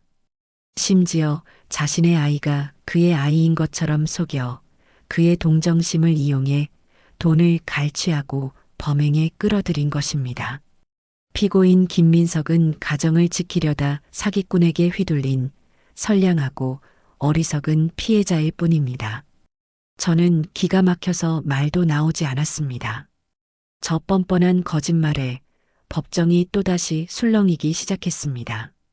그때 검사가 그런 변명을 기다렸다는 듯 엷은 미소를 띠며 말했습니다. 재판장님, 피고인 김민석이 과연 모든 것을 속은 선량한 피해자인지 아니면 모든 것을 알고 가담한 추악한 공범인지 이 서류 한 장이 남김없이 말해줄 것입니다. 검사는 준비해둔 서류 봉투를 재판장과 변호인석에 제출했습니다. 피고인 오유진의 아들과 피고인 김민석의 친자 관계에 대한 유전자 감식 결과 보고서입니다. 그 말에 사위와 오유진의 얼굴이 동시에 하얗게 질렸습니다. 사위 측 변호사가 황급히 봉투를 뜯어 서류를 확인하는 순간 그의 얼굴에서 자신만만하던 미소가 싹 사라졌습니다. 재판장은 서류를 잠시 들여다보더니 안경을 고쳐 쓰고는 법정 전체에 울리도록 아주 또렷한 목소리로 말했습니다. 검사 측이 제출한 유전자 검사 결과 오유진의 아들과 김민석, 양자 간의 친자 관계가 성립할 확률은 99.9998%로 판단된다. 99.9998%. 그 숫자가 제 귀에 대못처럼 박혔습니다. 더 이상의 변명도 거짓말도 끼어들 수 없는 과학적인 진실이었습니다. 법정은 벌집을 쑤신 듯 시끄러워졌습니다. 저는 제 사위를 보았습니다. 그는 믿을 수 없다는 듯 서류를 쥔 변호사를 쳐다보다가 이내 모든 것을 포기한 사람처럼 의자에 그대로 주저앉아 버렸습니다. 그들이 공들여 쌓아 올렸던 거대한 거짓말의 성이 그렇게 힘없이 무너져 내리고 있었습니다. 유전자 검사 결과가 발표된 순간 법정 안의 모든 공기가 얼어붙었습니다. 그것은 저들의 모든 거짓말에 마침표를 찍는 거역할 수 없는 진실의 선고였습니다. 제 사위 민석이는 완전히 무너져 내렸습니다. 하지만 그 옆에 앉은 오유진의 얼굴에서는 절망이 아닌 무시무시한 광기가 피어오르고 있었습니다. 그녀의 침묵을 깬 것은 날카로운 비명이었습니다. 오유진은 곁에 앉은 민석이의 멱살이라도 잡을 것처럼 달려들며 소리쳤습니다. 김민석, 이 한심하고 무능한 멍청이, 너만 아니었으면 내가 일 처리만 똑바로 했어도 내가 이 꼴을 당하지는 않았을 거 아냐. 너클 놓고 있던 민석이도 그 말에 이성을 잃고 맞받아쳤습니다. 뭐, 지금 나한테 뒤집어 씌우는 거야. 나는 당신이 시키는 대로 다 했어. 당신이 나를 이 지옥으로 끌어들인 거잖아. 닥쳐. 너 같은 얼간이를 믿고 일을 맡긴 내가 잘못이지. 고작 늙은 할망구 하나 처리 못해서 이 사달을 만들어? 이 한심한 놈. 이게 다 누구 때문인데? 당신 탐욕 때문에 내 인생, 내 가족, 전부 다 끝장났어. 이 악마 같은 여자야. 한때 사랑을 속삭였을 두 남녀는 이제 서로를 잡아먹지 못해 안달이 난 짐승처럼 서로를 향해 삿대질하며 추악한 본성을 드러냈습니다. 돈과 탐욕으로 맺어진 관계가 얼마나 허망하고 추악한지 법정에 있는 모든 사람들이 똑똑히 보고 있었습니다. 재판장이 참다 못해 망치를 내리치며 소리쳤습니다. 정숙하시오. 피고인들의 발언을 허가한 적 없소. 경위, 당장 피고인들을 제지하고 자리로 돌려보내시오. 법정 경위들이 달려와 두 사람을 떼어놓았습니다. 민석이는 그 자리에 주저앉아 아이처럼 흐느끼기 시작했습니다. 하지만 오유진은 끝이 아니었습니다. 교도관들에게 양팔이 붙들린 그녀는 몸부림치며 제 쪽을 향해 손가락질했습니다. 그녀의 눈은 증오로 시뻘겋게 충혈되어 있었습니다. 다 저 늙은 여우 때문이야. 저 독사 같은 할망구만 없었어도 내가 너 절대로 가만 안 둘 거야. 그녀의 목소리는 이제 저주에 가까웠습니다. 내가 여기서 나가기만 해봐. 내년이랑 내 딸년 인생을 아주 갈기갈기 찢어놓을 테니까 어디 한번 두고 보라고. 그 악에 바친 저주가 엄숙해야 할 법정안을 가득 메웠습니다. 하지만 이상하게도 저는 조금도 두렵지 않았습니다. 오히려 가여웠습니다.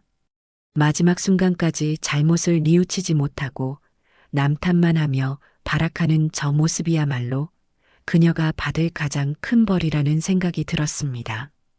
결국 오유진은 교도관들에게 끌려 법정 밖으로 사라졌습니다. 그녀의 비명소리가 복도를 따라 점점 멀어지고 법정 안에는 다시 무거운 침묵만이 남았습니다. 요란했던 폭풍이 지나가고 이제 곧 다가올 고요한 심판의 시간만이 저희를 기다리고 있었습니다. 그날 이후 한 달이라는 시간이 흘렀습니다. 마지막 재판이 끝나고 선고 공판이 열리기까지의 그 한 달은 제 인생에서 가장 길고 더딘 시간이었습니다. 밤마다 잠을 설쳤고 혹시나 저 악마 같은 것들이 법망을 빠져나가지는 않을까 노심초사하며 하루하루를 보냈습니다. 그리고 마침내 심판의 날이 밝았습니다. 저는 다시 한번 20년 만에 연대한 제 동지들과 함께 법원으로 향했습니다. 그날따라 법정 방청석은 저희를 응원하러 온 시장 사람들까지 더해져 빈자리 하나 없이 가득 차 있었습니다. 저희는 모두 한마음으로 숨을 죽인 채 재판장의 입만을 바라보고 있었습니다. 잠시 후 피고인석으로 수의를 입은 두 사람이 들어왔습니다. 제4위 민석이는 이미 모든 것을 포기한 사람처럼 텅 빈 눈으로 바닥만 내려다보고 있었습니다. 오유진은 지난번과는 달리 고개를 숙이고 있었지만 그 표정에는 뉘우침이 아닌 억지로 억누른 도끼만이 서려 있었습니다. 재판장이 법복을 가다듬고 무거운 침묵을 깨며 판결문을 읽어 내려가기 시작했습니다. 지금부터 피고인 오유진, 김민석에 대한 판결을 선고하겠습니다. 재판장의 목소리는 얼음장처럼 차가웠습니다. 본 재판부는 피고인들의 범행이 단순한 금전적 이득을 위한 사기 사건을 넘어 가족이라는 신성한 가치를 배신하고 사회적 약자들의 삶에 대한 마지막 희망마저 짓밟은 매우 악랄하고 반사회적인 범죄라고 판단합니다. 제 가슴이 쿵쾅거리기 시작했습니다. 특히 피고인 오유진은 20여 년에 걸쳐 유사한 범행을 반복해온 상습범으로 수많은 피해자들에게 씻을 수 없는 상처를 안겨주었음에도 재판 과정에서 단 한순간도 자신의 잘못을 진심으로 뉘우치는 모습을 보이지 않았습니다.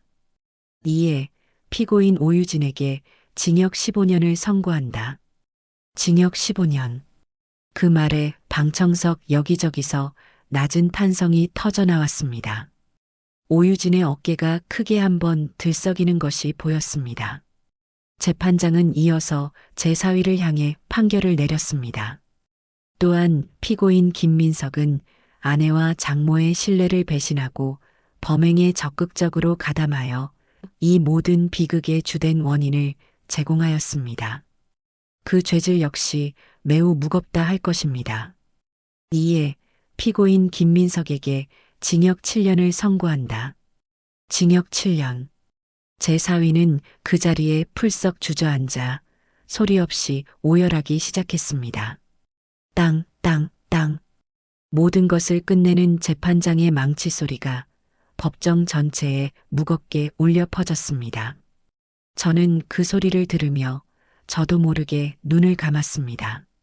그 순간 제 뺨을 타고 뜨거운 무언가가 주르륵 흘러내렸습니다. 슬픔의 눈물이 아니었습니다.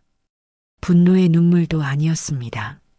길고 길었던 싸움이, 억울하고 외로웠던 어둠의 터널이 마침내 끝났다는 안도의 눈물이었습니다. 옆을 보니 제 딸도 제 뒤에 앉은 다른 피해자들도 모두 소리 없이 울고 있었습니다. 우리는 이겼습니다. 비록 상처뿐인 승리였지만 정의는 분명히 살아 있었습니다. 그날 법정에서 울려 퍼진 망치 소리는 제게 새로운 인생의 시작을 알리는 종소리처럼 들렸습니다. 판결이 나고 며칠 뒤 저와 딸애는 지난날의 상처를 정리하기 시작했습니다. 딸애는 정들었던 아파트를 떠나 저와 함께 새로운 시작을 하기로 마음먹었습니다. 저희는 함께 그 집안에 가득했던 거짓의 흔적들을 하나씩 상자에 담아냈습니다. 웃음소리가 사라진 거실에는 이삿짐 박스들만이 어지럽게 쌓여갔습니다. 바로 그때였습니다. 현관 초인종이 울렸습니다.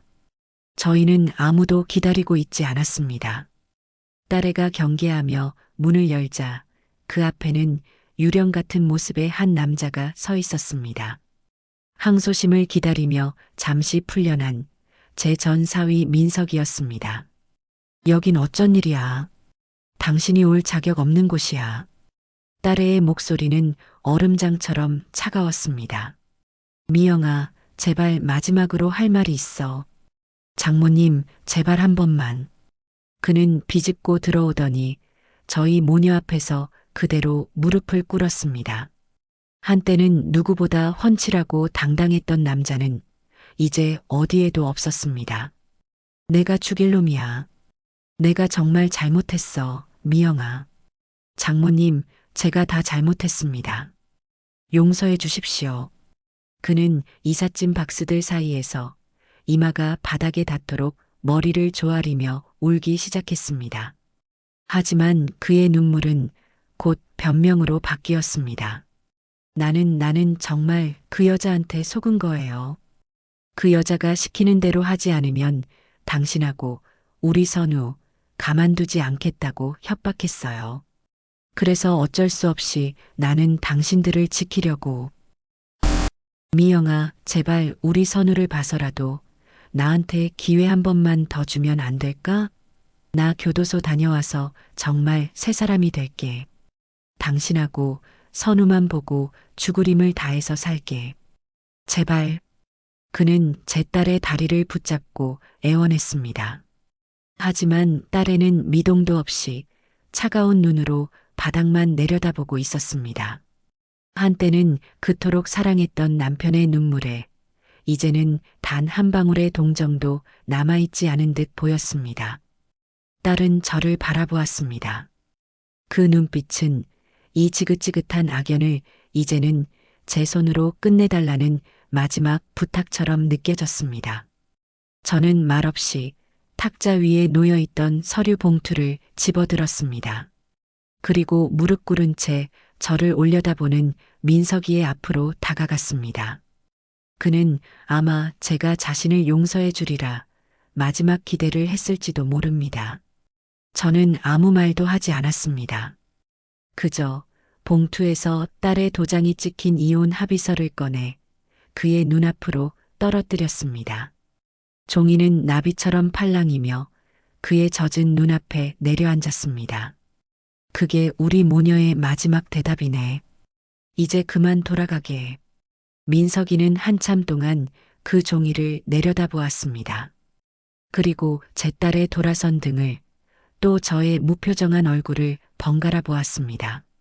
그의 눈에 남아있던 마지막 희망의 불씨가 그렇게 꺼져갔습니다. 그는 더 이상 아무 말도 하지 못하고 비틀거리며 일어나 텅 빈 집을 걸어나갔습니다. 굳게 닫힌 현관문 너머로 한 남자의 처절한 울음소리가 희미하게 들려왔습니다. 그 지옥 같았던 이삿짐을 모두 정리하고 딸과 함께 작은 월세집으로 거처를 옮겼습니다. 모든 법적 절차가 마무리되고 한 달쯤 지났을까요? 저희는 차민준 변호사님의 사무실에서 마지막 연락을 받았습니다. 사무실에 들어서자 변호사님은 처음으로 아주 환한 미소로 저희를 맞아주셨습니다. 어머님, 따님, 정말 고생 많으셨습니다. 오늘부로 모든 것이 다 끝났습니다. 그는 저희 앞으로 얇은 예금 통장 하나를 내밀었습니다. 오유진의 숨겨진 재산을 추적해서 피해보신 금액의 상당 부분을 회수했습니다. 그리고 어머님께서 처음에 들고 가셨던 그 돈도 물론이고요. 여기 통장에 모두 정리해 두었습니다. 딸애는 통장을 받아들고 그 안에 찍힌 숫자를 보더니 눈물을 글썽였습니다. 변호사님, 정말 정말 감사합니다. 이 은혜를 저희가 어떻게 다 갚아야 할지. 아닙니다. 제가 오히려 감사드립니다. 20년 묵은 빚을 갚을 기회를 주셨으니까요. 저는 말없이 그 통장을 건네받았습니다. 제 인생이 담긴 돈, 이 모든 비극의 시작이었던 돈. 그런데 이상하게도 그토록 되찾고 싶었던 돈을 손에 쥐었는데도 기쁘지가 않았습니다. 기쁨 대신 아주 무거운 책임감이 제 어깨를 짓눌렀습니다. 어머님, 이제 이 돈으로 따님과 손주분하고 편안하게 새 출발만 하시면 됩니다. 정말 축하드립니다. 변호사님의 축하 인사에 저는 천천히 고개를 저었습니다. 변호사님, 아닙니다. 네, 어머님? 이 돈 온전히 제 돈이 아닙니다. 제 말에 변호사님과 딸애는 의아한 표정으로 저를 쳐다보았습니다. 저는 통장을 다시 변호사님 앞으로 밀어놓으며 제 마음속에 담아두었던 이야기를 꺼냈습니다. 물론 이 안에는 제가 평생 땀 흘려 모은 돈도 들어있겠지요. 하지만 이 돈에는 제 눈물만 섞여 있는 것이 아닙니다. 여기에는 20년 전에 억울하게 모든 것을 빼앗기고 길바닥에 주저앉아 울어야 했던 제 친구 옥자의 한도, 그리고 그날 법정에서 저희와 함께 떨리는 목소리로 싸워주셨던 다른 피해자분들의 피눈물도 함께 녹아 있는 겁니다. 저는 진심을 담아 변호사님께 마지막 부탁을 드렸습니다. 변호사님, 죄송하지만 마지막으로 한 번만 더 저희를 도와주시겠습니까? 그분들께 다시 한번 연락 좀 돌려주십시오.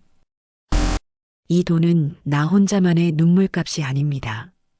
20년간 묵혀두었던 그분들의 깊은 한도, 이제는 제가 조금이나마 풀어드려야지요. 제 말이 끝나고 사무실에는 잠시 침묵이 흘렀습니다. 차민준 변호사님은 한참 동안 아무 말 없이 저를 바라보았습니다. 그의 눈에는 전문가의 냉철함 대신 한 인간에 대한 깊은 존경심이 담겨 있었습니다. 제 딸은 조용히 제 손을 다시 잡아주었습니다. 그 손에서는 원망이 아닌 자랑스러움이 느껴졌습니다. 저는 그 순간 깨달았습니다. 진정한 승리는 가해자를 벌하는 것에서 끝나는 것이 아니라 상처 입은 사람들이 함께 일어서는 것에서 시작된다는 것을요. 그렇게 모든 폭풍이 지나가고 계절이 한번 바뀌었습니다. 저는 변호사님을 통해 되찾은 돈으로 20년 전 피해자분들의 빚을 갚아드리고 남은 분들의 생활비를 보태드렸습니다. 하지만 돈만으로는 메워지지 않는 상처가 있다는 것을 알고 있었습니다. 그분들에게는 돈보다도 다시 일어서서 살아갈 이유가 필요했습니다. 그래서 저는 결심했습니다. 제가 평생 해왔던 일, 제가 가장 잘할 수 있는 일을 하기로요. 저는 시장 근처 허름한 상가 하나를 얻어 작은 한식당을 열었습니다. 그리고 함께 싸워주셨던 피해자분들 중 갈 곳이 없던 분들을 찾아갔습니다. 언니, 나랑 같이 식당 하나 안 할래요? 내가 다른 건 몰라도 뜨끈한 밥 하나는 기가 막히게 지을 줄 아는데 우리 같이 밥 장사 한번 해봅시다. 내가 뭘 할 줄 안다고. 식당 일은 한 번도 안 해봤는데 나도 식당 주인은 처음이에요. 이제부터 같이 배우면 되지. 우리 더 이상 세상 끝난 것처럼 주저앉아 있지만 맙시다. 그렇게 저의 새로운 가족이 하나, 둘 모였습니다. 똑똑한 제 딸 미영이는 식당의 총지배인을 맡았고 20년 전 저처럼 사기를 당했던 제 시장 친구는 주방의 든든한 동료가 되었습니다. 저희는 식당 간판을 내걸었습니다. 엄마의 밥집. 처음에는 과연 될까 걱정도 많았습니다. 하지만 정성을 다해 음식을 만들자 금세 입소문이 나기 시작했습니다. 저희 식당은 언제나 사람들로 북적였습니다. 점심시간이 되면 전쟁터가 따로 없었죠. 어머니, 3번 테이블 제육볶음 하나 추가요. 그리고 이모, 7번 테이블은 계란찜 빨리요. 알았다, 알았어. 아이고, 우리 박 사장님, 이제 손이 예전 같지 않으시네. 내가 먼저 나가야지. 아이고, 이 양반이 정말. 내가 그래도 왕년의 시장에서는 날아다녔어. 날아다녔어. 저희는 서로 농담을 주고받으며 웃었습니다. 저희의 이마에는 고된 노동의 땀방울이 맺혔지만 얼굴에는 그늘이 없었습니다. 과거의 상처는 여전히 남아 있었지만 더는 저희를 주저앉게 만들지 못했습니다. 함께 일하고 함께 땀 흘리며 저희는 서로의 상처를 보듬어주고 있었습니다. 늦은 점심 가게가 한산해지면 저희는 다 함께 둘러앉아 밥을 먹었습니다. 오늘 저녁에는 된장찌개 맛있게 끓여서 우리 식구들끼리 회식 한번 할까? 좋죠. 사장님, 오늘은 제가 막걸리 한 잔 사겠습니다. 손님들이 모두 떠난 식당에서 저희는 남은 반찬에 밥을 비벼 먹으며 하루의 고단함을 풀었습니다. 자식 자랑도 하고 아픈 허리 타령도 하며 웃고 떠드는 그 모습은 영락없는 한 가족의 저녁 식사 풍경이었습니다. 한 손님이 계산을 하며 제게 이런 말을 했습니다. 사장님, 여기만 오면 꼭 돌아가신 저희 어머니가 차려주신 집밥 먹는 것 같아서 마음이 따뜻해집니다. 저는 그 말을 들으며 제가 무엇을 되찾았는지를 비로소 깨달았습니다. 그 악마 같은 것들은 제 가정을 빼앗아갔지만 대신 더 크고 따뜻한 진짜 가족을 제게 선물해주고 떠난 셈이었습니다. 시끌벅적하고 고단하지만 온기 가득한 이곳. 엄마의 밥집이야말로 제 인생을 건 싸움 끝에 얻어낸 가장 값진 승리였습니다. 엄마의 밥집을 열고 그렇게 몇 년의 세월이 흘렀습니다. 저희 식당은 이제 동네에서 모르는 사람이 없는 명물이 되었습니다. 제 딸 미영이는 어느새 훌륭한 가게 주인이 다 되었고 손주 선우는 씩씩한 초등학생으로 자랐습니다. 상처는 아물었고 저희의 삶은 단단하고 평온한 궤도에 오른 듯 했습니다. 저는 이제 과거의 그 지독했던 악몽은 모두 잊었다고 생각했습니다. 하지만 어느 추운 겨울밤 그 악몽의 그림자가 다시 저희 곁을 찾아왔습니다. 그날은 유난히 손님이 많아 늦은 시간까지 가게 정리를 하고 있었습니다. 제가 마지막으로 음식물 쓰레기를 버리러 가게 뒷문으로 나섰을 때였습니다. 어두운 골목길 건너편 가로등 불빛이 닿지 않는 어둠 속에 누군가 서서 저희 가게를 빤히 쳐다보고 있었습니다. 엄마 안 들어오고 뭐 하세요? 감기 드시겠어요? 아무것도 아니다. 얼른 들어가마. 저는 불길한 예감을 애써 떨치며 가게 안으로 들어왔습니다. 그리고 며칠 뒤 제 오랜 시장 친구인 정육점 사장이 가게를 찾아와 제게 조심스럽게 물었습니다. 사장님, 혹시 김서방 소식 들으셨소? 그 사람이 얼마 전에 교도소에서 나왔다는 모양이던데. 며칠 전에 밤늦게 어떤 초라한 남자가 사장님 가게 앞에서 한참을 서성이는 걸 봤다는 사람이 있어서 혹시나 해서 여쭤보는 거요. 그 말을 듣는 순간 며칠 전 어둠 속에 서 있던 그 남자의 형체가 퍼즐처럼 맞춰졌습니다. 그 사람이었습니다. 제 전 사위 민석이. 심장이 쿵 하고 내려앉았습니다. 무슨 꿍꿍이로 다시 우리 주변을 맴도는 것일까?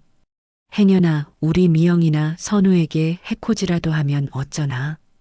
그날 밤 저는 가게 문을 닫고도 집으로 돌아가지 못했습니다. 가게의 불을 모두 끈 채 저는 창가 구석에 숨어 밖을 내다보았습니다. 그리고 얼마 지나지 않아 그 남자가 다시 나타났습니다. 가로등 불빛 아래 드러난 그의 모습은 제가 기억하던 그 뻔뻔하고 훤칠했던 남자가 아니었습니다. 몇 년의 세월이 핥히고 간 얼굴은 초췌했고 잔뜩 구겨진 옷차림은 남루하기 짝이 없었습니다. 그는 길 건너편에 서서 가게 안을 하염없이 들여다보았습니다. 가게 안에서는 마감을 마친 제 딸과 손주가 나오고 있었습니다. 엄마, 할머니, 오늘 저녁 메뉴는 뭐예요? 오늘 우리 선우가 제일 좋아하는 소불고기 해놨지. 어서 집에 가자. 와, 신난다. 제 딸과 손주는 서로의 손을 잡고 뭐가 그리 즐거운지 웃음꽃을 피우며 걸어갔습니다. 저는 그 뒤를 흐뭇하게 따라갔습니다. 저희 셋은 세상에서 가장 행복한 가족처럼 보였습니다. 그 모든 광경을 민석이는 길 건너 어둠 속에서 꼼짝도 않고 지켜보고 있었습니다. 자신이 배신하고 내버렸던 사람들이 자신이 없이도 얼마나 완전하고 행복하게 살아가는지를 그는 한참 동안 그 자리에 서 있었습니다.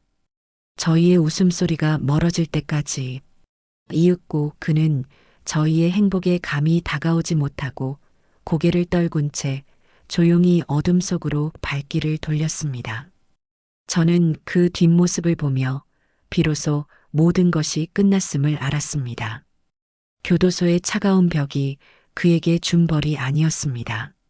저 따뜻한 행복의 불빛 안으로 두 번 다시 들어올 수 없다는 것. 사랑하는 사람들의 웃음소리를 영원히 먼 발치에서 지켜봐야만 한다는 것. 그것이야말로 그가 평생 짊어지고 가야 할 진짜 형벌이었습니다. 어느덧 저희 엄마의 밥집도 동네에서 모르는 사람이 없는 따뜻한 사랑방이 되었습니다. 그 사이 제 귀여운 손주 선우도 훌쩍 자라 어느덧 10번째 생일을 맞았습니다. 그날 저녁 저희는 가게 문을 일찍 닫고 저희의 진짜 가족들과 함께 선우의 작은 생일 잔치를 열었습니다. 생일 축하합니다. 생일 축하합니다. 사랑하는 선우의 생일 축하합니다. 저희 식구들의 노랫소리에 아이는 부끄러운 듯 얼굴을 붉히면서도 촛불을 힘껏 불어 껐습니다. 우리 아들 무슨 소원 빌었어? 엄마, 그건 비밀이에요. 말하면 안 이루어진대요. 아이고, 우리 강아지. 할머니한테만 살짝 알려주면 안 될까? 싫어요. 비밀이에요. 선우의 단호한 대답에 가게 안은 한바탕 웃음바다가 되었습니다. 시끌벅적하게 케이크를 나눠 먹고 딸애와 식구들이 준비한 선물을 풀어보는 아이의 얼굴에는 행복이 가득했습니다. 모든 선물을 다 열어보고 나서 제가 조용히 아이를 불렀습니다. 선우야, 이리 와보렴. 할머니도 우리 강아지에게 줄 선물이 있단다. 우와, 할머니. 뭔데요? 로봇이에요? 로봇보다 더 좋은 거지. 자, 한번 열어보렴. 저는 품속에서 작은 비단 주머니 하나를 꺼내 아이에게 건넸습니다. 아이는 호기심 가득한 얼굴로 주머니를 열었습니다. 그 안에서 나온 것은 반짝이는 은팔찌였습니다. 몇 년 전 이 모든 비극의 시작이 되었던 그 은팔찌와는 다른 단순하지만 단단하고 묵직한 팔찌였습니다. 우와, 팔찌다. 멋있어요. 고맙습니다, 할머니. 이리 온. 할머니가 채워줄게. 저는 아이의 작지만 다부진 팔목에 제가 준비한 팔찌를 정성스럽게 채워주었습니다. 그리고 아이의 손을 꼭 잡고 눈을 맞추며 말했습니다. 선우야, 이 팔찌 앞으로 소중하게 잘 간직해야 한다. 네, 할머니. 절대로 안 잃어버릴게요. 그래. 그리고 할머니가 지금부터 하는 말 잊지 말고 꼭 마음에 새겨야 한다. 제 진지한 목소리에 아이도 장난기를 거두고 저를 똑바로 쳐다보았습니다. 세상에는 돈이 아주 많거나 아주 힘이 센 사람들이 강해 보일 때가 있을 게다. 하지만 선우야, 세상에서 가장 강한 사람은 돈 많은 사람이 아니란다. 높은 자리에 있는 사람도 아니야. 어떤 힘들고 억울한 일이 닥쳐와도 비겁하게 남을 속이거나 쉬운 길로 도망가지 않고 끝까지 자기 자신을 잃지 않는 사람. 바로 그 사람이 이 세상에서 가장 단단하고 가장 강한 사람이란다. 우리 선우도 그런 사람이 되어야 한다. 알겠지? 제 손주는 제 말을 다 이해하지는 못했겠지만 아주 진지한 표정으로 고개를 깊이 끄덕였습니다. 그 모습을 제 딸 미영이가 눈물을 글썽이며 지켜보고 있었습니다. 저는 제 손주의 팔목에 채워진 은팔찌를 보았습니다.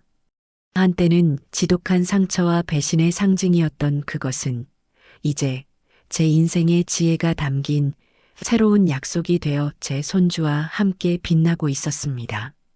아팠던 과거의 독은 마침내 다음 세대를 위한 약이 되었습니다.